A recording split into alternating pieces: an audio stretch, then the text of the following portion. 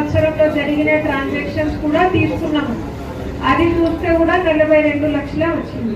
So ఆ 42 లక్షల మీద 1.25 అన్ని చేసి 1 crore 8 lakhs వచ్చింది.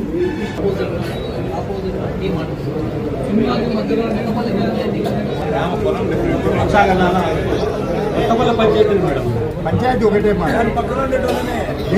ఒకటే పంచాయతీ 50 యార్డ్స్ తేడాలోనే ఉన్నాం మేడం. మేమందరం 30 lakhs no way not reflecting the correct value అట. 30 lakhs per acre అనేది ఆ రిజిస్ట్రేషన్ ఎంక్వైరీ చేసి ఇది పంటలు పండించే భూమి. కొత్తపల్లి విలేజ్ 9 ఎకరాల 1 సెంటు 10 సెంట్లు అగ్రికల్చర్ కేంద్రం ఉంది. పంటలు కూడా సాగు చేస్తున్నారు. వ్యవసాయం కూడా మనకు అగ్రికల్చర్ కేంద్రం ఉన్నారు. మీరు చెప్తున్నది ఫిక్స్ చేసి ఉంటే ఈ రోజు ఎందుకు నేను రావాల్సి జరిగిన విషయం అని అన్నారు కాబట్టి మేము ఆ విషయం మీకు తెలియజేస్తున్నాము. పాల కేంద్రం ఎదురుగా సాయి రూపాయి వెంచర్ ఒకటి ఉంది మేడం. దాదాపు 40 ఎకరాలు ఉన్నటువంటి వెంచర్. ఆ వెంచర్ లో దాదాపు 50 మంది ఫ్లాట్లు పోతున్నాయి మేడం. దాదాపు 14 ఎకరాలు వెళ్తున్నారు మేడం. అక్కడ 14 ఎకరాలు వెళ్తున్నాయి. 48 మంది ఫ్లాట్లు ఉన్నారు అక్కడ. ఆ ఫ్లాట్లలో దాదాపు 2.5 ఎకరాలైన రోడ్స్ ఉన్నాయి మేడం. ఫ్రీ రోడ్స్ అని ఉన్నది మేడం. ఇప్పుడు మీరు ఇస్తే కదా మొత్తం ల్యాండ్ కింద అమౌంట్ ఇస్తారు కదా మేడం. నేను అనేది ఆ 48 మందికి కూడా ఈ రోడ్డు అప్పుడు వాళ్ళు అమ్మేటప్పుడు ఈ రోడ్డు మీకే అని చెప్పి వాళ్ళు ఇచ్చారు మేడం. కాకపోతే వీళ్ళు రిజిస్ట్రేషన్ దాంట్లో అది చూపించలేదు మేడం. 2.5 ఎకరా దాదాపు ఉంది మేడం. అది ఇంకా వీళ్ళకి ఇస్తే చాలా బిందువులు మేడం. ఎప్పుడో కొనుక్కొని ఉన్నారు. దాదాపు 50 మంది దాకా ఉన్నారు. సాయి కృప అవును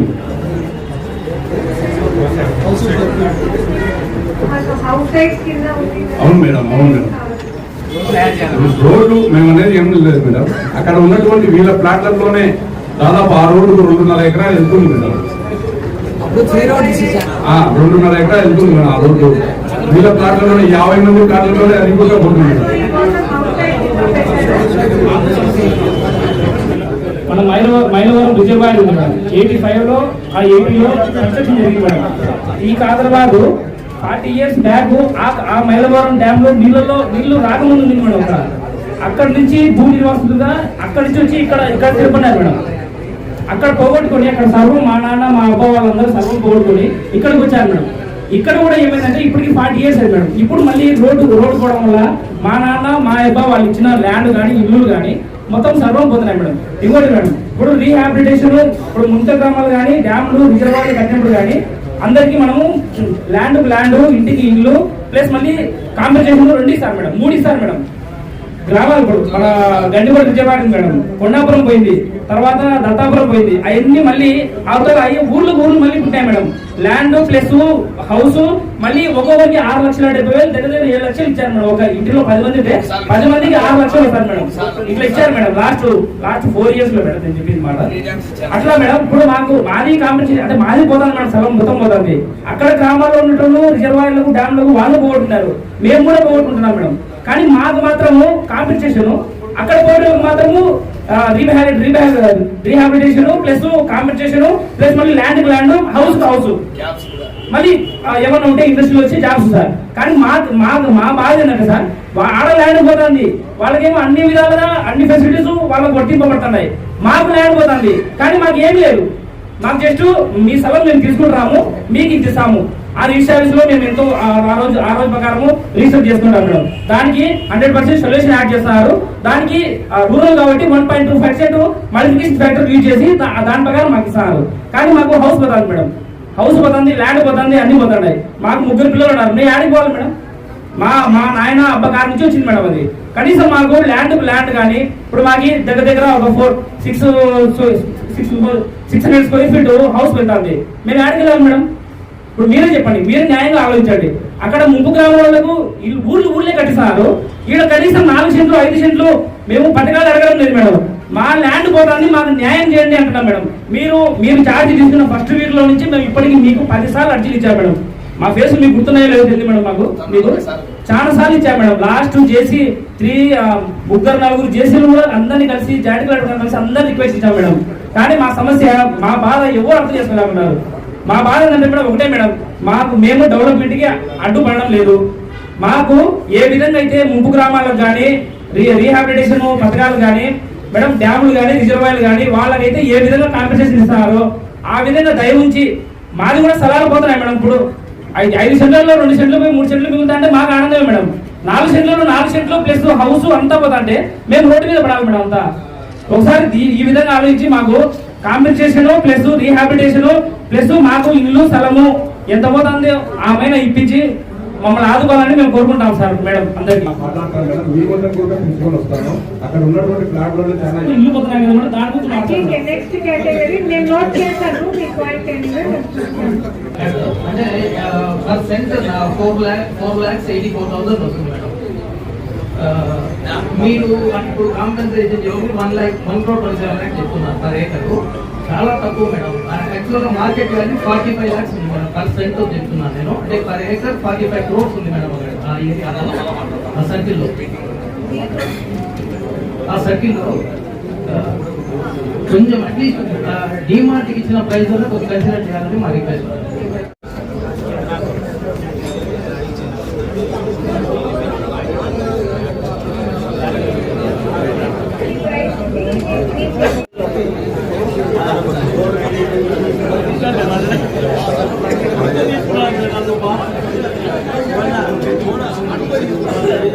వస్తుందా? మేము కొన్న రేటు మేము ఎప్పుడో 2010లో ఉన్నాము. అప్పుడు మా రిజిస్ట్రేషన్ ఖర్చు 1,50,000. అప్పుడున్న రేట్ ప్రకారమే ఇప్పుడు ఇస్తామంటే పప్పులు బెల్లం రాలేదు. మా స్థలం ఎట్లా ఇవ్వాలి మేము? ఇప్పుడున్న పెట్రోల్ ఖర్చు రేపున్న పెట్రోల్ ఖర్చు లేదు. మీరు ఎందుకు పెంచరు ఆ విధంగా? గవర్నమెంట్ అందుకుంటే డిసైడ్ చేసేది ట్యాక్స్ వేసుకొని. ఇప్పుడు మా స్థలాలు చీప్ గా ఎందుకు పోతున్నాయి అని చెప్పండి బాబు. 2,59,000 చెప్తున్నాము, మాకు ఇంత ఇవ్వండి అని అడగండి అని పప్పులు పిల్లల కాదు నేనా సమస్య. అది కాదు, మాకు ఇంత ఇవ్వండి సార్ అని అడగండి. దినాతి దినంగా అమ్మా అడగవయ్యా, ఏదో చెప్పకుండా మాకు ఏదైనా కొంత పెంచి ఇవ్వండి అమ్మా అని అడగాలి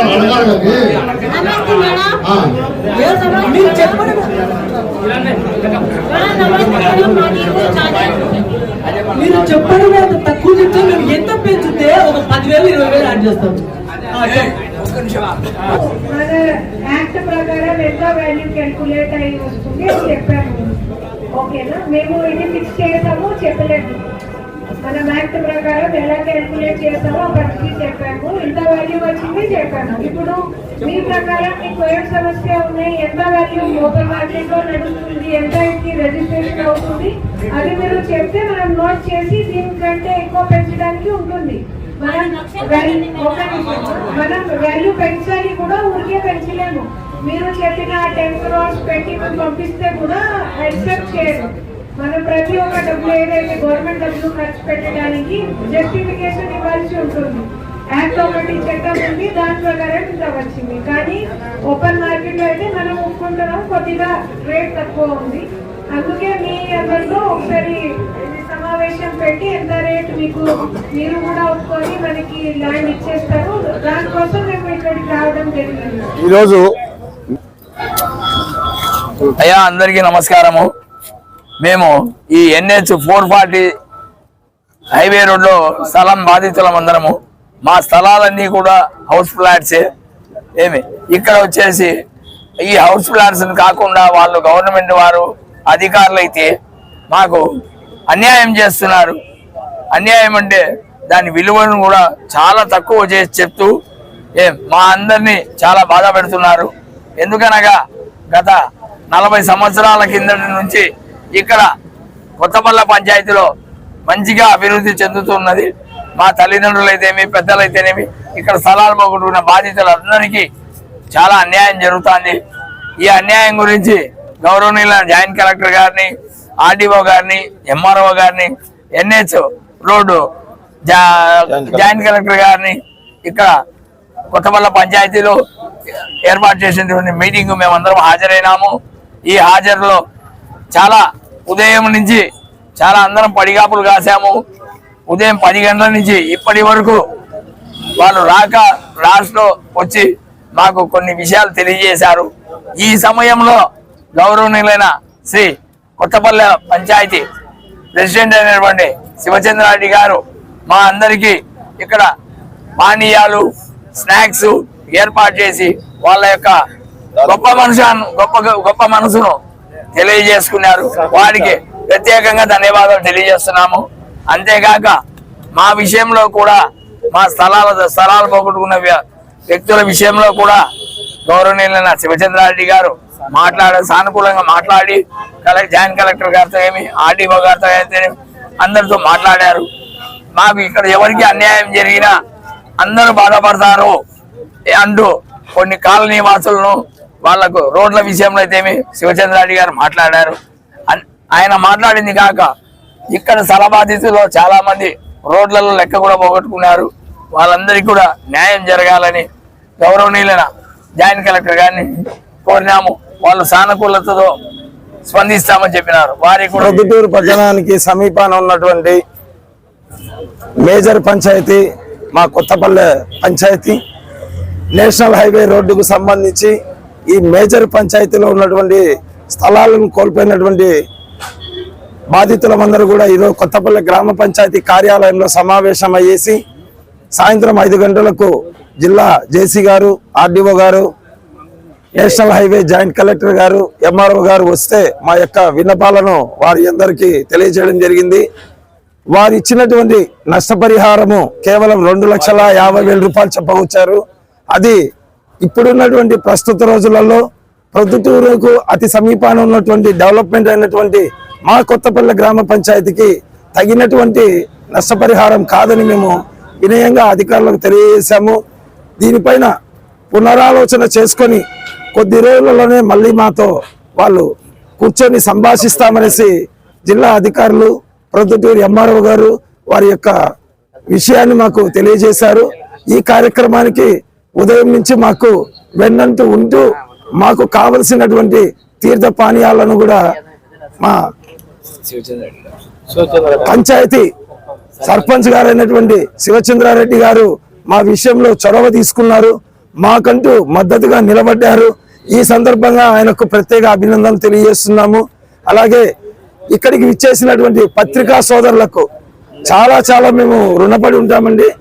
ఉదయం నుంచి మా సమస్యను వారి సమస్యగా భావించి మా సమస్యను వాళ్ళ భుజస్కంధాల మీదకి తీసుకొని మా యొక్క సమస్యను ఉన్నత అధికారులకైతేనేమి, జిల్లా అధికారులకైతేనేమి, పై పెచ్చు నాయకులకైతేనేమి తెలియచేయడానికి మాకంటూ అండగా నిలబడినటువంటి మీడియా సోదరులకు హృదయపూర్వక అభినందనలు తెలియజేసుకుంటున్నాం. నేషనల్ హైవే రోడ్డు కోసం కొత్తపల్లె గ్రామ పంచాయతీలో మీటింగ్ పెట్టారు. ఆ మీటింగ్ కు హాజరైనటువంటి గౌరవనీయులు జాయింట్ కలెక్టర్ మేడం గారికి, అలాగే ఆర్డీఓ మేడం గారికి, ఎంఆర్ఓ గారికి, స్పెషల్ కలెక్టర్ గారికి, ఇక్కడికి వచ్చేసినటువంటి ల్యాండ్ పోగొట్టుకున్నటువంటి వారందరికీ కూడా పేరు పేరున ధన్యవాదాలు తెలియజేసుకుంటున్నాం. ఇకపోతే ఈరోజు జరిగినటువంటి ఈ యొక్క కార్యక్రమంలో ఇక్కడికి వచ్చేసినటువంటి దాదాపు 250 మంది బాధితులు వచ్చారు. వారు ఒక్కొక్కరు ఒక్కొక్క సమస్య, ల్యాండ్ సంబంధించినది ఒకటి, అగ్రికల్చర్ ల్యాండ్ సంబంధించింది ఒకటి, హౌస్ దానికి సంబంధించింది వచ్చి, ఫ్లాట్లకు సంబంధించినది ఒకటి, మొత్తం 4 కేటగిరీలుగా ప్రతి ఒక్కొక్కరిని గౌరవ జాయింట్ కలెక్టర్ గారు అడగడం, వాళ్ళ యొక్క సమస్యలు సానుకూలంగా స్పందించి వాళ్ళకు రేటు తక్కువ వస్తుంది, మాకు గిట్టుబాటు కాదు మేడం అని చెప్పి వీళ్ళు ఒక్కొక్కరు అడగడం కూడా వారి యొక్క అభిప్రాయాలు తెలుసుకున్నటువంటి మేడం గారు, కాకపోతే ప్రొద్దుటూరుకి సమీపంలో ఉన్నటువంటి ల్యాండ్ పోతుంది, చాలా విలువైనటువంటిది ల్యాండ్. ఒక్కొక్కసాట దాదాపు సెంటు 25 లక్షలు 30 లక్షలు కూడా ఉంది. అట్లాంటి దాన్ని చూసి గౌరవ కలెక్టర్ వర్యులు ఆలోచన చేసి ఎవరికి ఎంత చేయాలా ఏం కదా అనేది చేసే కనుక చాలా బాగుంటుందని చెప్పి మేము తెలుపుతున్నాము. అలాగే ఇంకొక చిన్న విన్నపం తెలియజేశాము. సాయి కృప 1 అనే ఒక వెంచర్ ఉంది. దాదాపు 40 ఎకరాల వేసినటువంటి వెంచర్ అది. ఆ వెంచర్లో 50 మంది ప్లాట్లు కొన్నటువంటి బాధితులు ఉన్నారు. వాళ్ళు అది ఏం చెప్తున్నారంటే మేడం గారిని, మేడం మా 50 మంది ఉన్నాము, 50 మంది మాది పోయినా బాగా ఇబ్బంది లేదు, కాకపోతే రేటు పెంచమని ఒకటి అడిగారు. అలాగే ఆ యొక్క మా ప్లాట్లలో ఉన్నటువంటి రోడ్డు అనేది ఒకటి వేశారు. దాదాపు మా ప్లాట్లకు సంబంధించిన రోడ్లే 2.5 ఎకరా దాకా ఉంది. ఆ డబ్బులు కూడా మీరు ఇస్తారు, కాకపోతే ఎవరికో చెందుతుంది. అక్కడ మేము కొన్నప్పుడు ఈ రోడ్డుతో కూడా మాకు డబ్బులు తీసుకున్నారు, కాకపోతే రిజిస్ట్రేషన్ స్టాంపులో మాకు ఎక్కించలేదు. రోడ్డు ఇది మీదే అని చెప్పి దాని రేటు కూడా తీసుకున్నారు. కావున గౌరవ కలెక్టర్ వర్యులు ఆలోచన చేసి ఆ డబ్బులు వచ్చినటువంటిది కూడా అక్కడ ఉన్నటువంటి ప్లాట్ల ఓనర్లకు, నష్టపోయినటువంటి ఓనర్లకు ఇవ్వాలని కలెక్టర్ గారిని అడిగాము. ఖచ్చితంగా మేము సహాయం చేస్తామని చెప్పి అక్కడ ఉన్నటువంటి ఆర్డీఓ గారికి అయితేనేమి, ఎంఆర్ఓ గారికి అయితేనేమి సలహాలు ఇవ్వడం జరిగింది. చాలా సంతోషం మేడం. కావున మీరు అది చేసే ఇంకా ఇక్కడ ఉన్నటువంటి దాదాపు 50 కుటుంబాలే కాదు, ఆ కుటుంబంలో ఉన్నటువంటి పిల్లలు అందరూ కూడా సంతోషిస్తారు. అలాగే ఇక్కడికి ఈరోజు వచ్చేసి ఎవరి గోడు వాళ్ళు వినిపించుకున్నారు మేడం. వాళ్ళకి అందరికీ కొత్తపల్లె పంచాయతీ మేడం వచ్చినటువంటి వారందరూ కొత్తపల్లె పంచాయతీలోనే, ఎక్కడా డెవలప్మెంట్ కానటువంటిది కొత్తపల్లె పంచాయతీలో డెవలప్ అవుతుంది. కావున చేతులారా వచ్చి ఇల్లు కట్టుకుంటాము, ఇల్లు ఉండేటువంటి సంసారం ఉన్నాము, అవన్నీ పోతాంటే కళ్ళారా చాలా బాధపడుతున్నారు. వారికి న్యాయం చేయాలని చెప్పి మిమ్మల్ని సవినయంగా కోరుకుంటూ సెలవు తీసుకున్నాను.